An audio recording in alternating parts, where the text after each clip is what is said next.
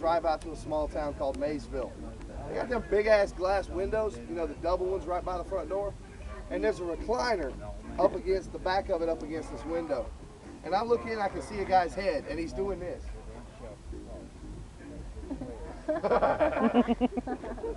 There's only two reasons a guy does like that.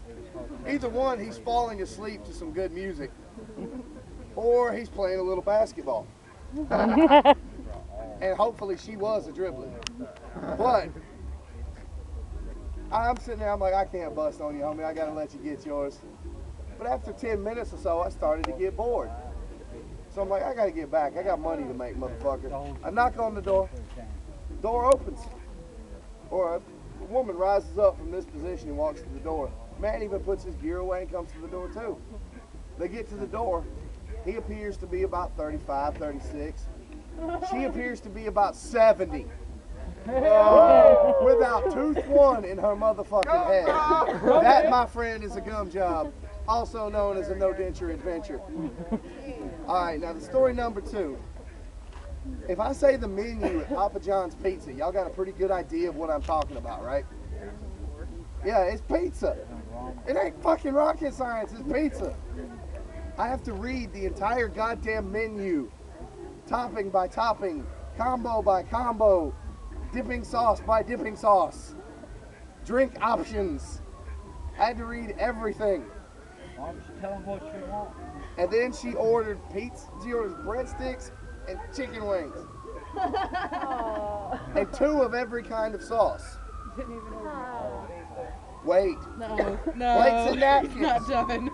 This is fucking important. Remember it. There will be a quiz on it later. Got it. So I get to the, I'm like, at least there's no fucking way I'm going to get this dumbass's delivery.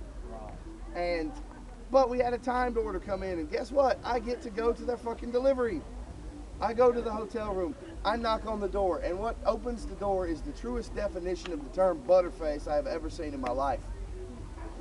From here down, she's a straight up dime.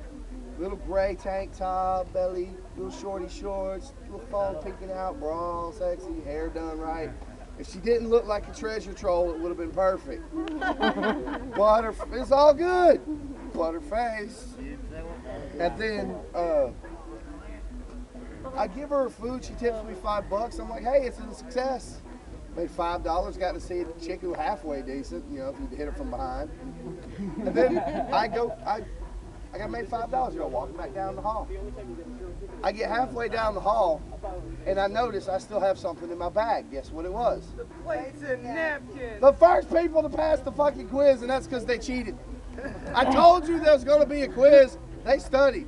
They hadn't heard the material. So I get back. I turn around, I knock on the door. Who is it? Papa John's. I forgot your plates and napkins. Okay, give me a minute. Takes her 5 minutes to get back to the door. When she gets back to the door, shirt's inside out, hair's messed up, bra's missing, and there's bright red wet circles around both her nipples. And she was alone. That's where it gets freaky, ladies and gentlemen. And now the grand finale, the house goat. This is the story that has caused men to shiver and women to go, why the fuck does he put himself through this? I get a delivery that has on the instructions, when encountering pack of dogs, honk horn, then turn off paved road. What? I take this delivery. I go out to the middle of bumfuck, ass-raping, hillbilly banjo hell. I'm driving down this road, and suddenly there are 12 dogs of varying breeds, sizes, ethnicities, rate of inbreeding, and I honk the horn and they move, revealing a dirt road. I turn off the paved road and I go further into ass rape land. And I pull up on a trailer that has a screened in front porch, bigger than the inside of the trailer. I understand the man's wife was constantly threatening him to cut his deck off. But I get on the front porch, and I want everybody to think of trailer park meth head redneck in your mind. And now there's 3 of them on the porch. There are beer cans and whiskey bottles fucking everywhere in various states as a being drink. They, as I'm waiting for the head redneck to get up and get his wallet out, as he's having a great deal of difficulty doing this, and I'm trying not to laugh, I glance inside the house through the glass front door, and I notice inside the house there's standing a goat.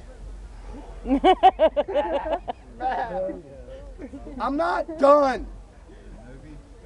The goat is a long hair goat and is covered from horns to fucking tail in many different pigtails tied up in many different colored ribbons of satin.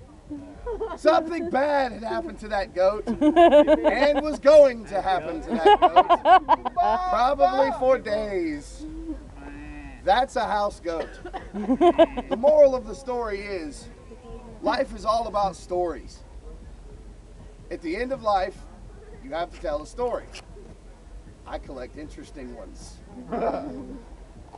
Get a chick to blow you when you're having a tattoo done. You only get it done for a minute or so, but it's the story that matters. You still get to say you got blown while getting a tattoo. See, that man takes it one step too far. Ladies and gentlemen, I am Tox. This has been Storytime with Tox. We now return you to regularly scheduled programming. I called the end, but it's so